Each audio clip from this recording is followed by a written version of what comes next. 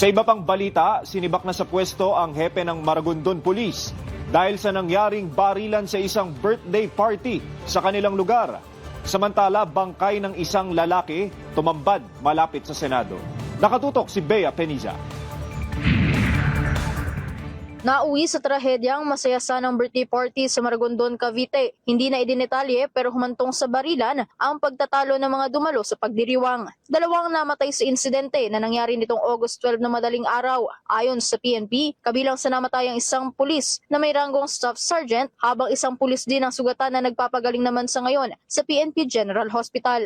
Initial information po na sir na na-receive natin ay magkakasama po naman sila doon, and for some reason nagkaroon ng argument when they were already at the parking area.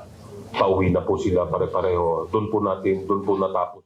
Isa sa ilalim sa ballistic examination ng mga baril na recover sa crime scene para matukoy kung saan nagmula ang bala na tumama sa mga biktima. Idadaan din sa paraffin test sa mga sangkot para itugma sa resulta ng ballistic examinations. Samantala, sinibak sa pwestong hepe ng Maragondon Police Station para siguradong magiging patas ang investigasyon dahil may mga sangkot na pulis.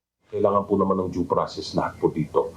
So inutos na po ng ating Chief PNP nga ang masusi investigasyon para malaman natin kung anong talaga nangyari at kung may kailangang managot. Tiniyak ng Philippine National Police at transparent ang investigasyon at pangangalaga sa mga ebidensya, lalo't sangkot sa insidente ang kanilang mga kabaro.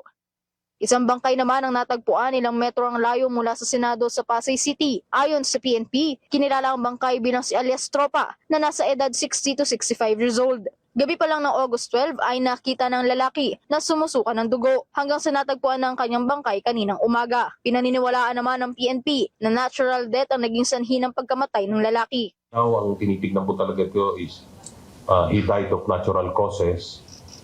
But of course, he will be subjected to the proper examination and medical examination para po makita natin talaga ang cause of death.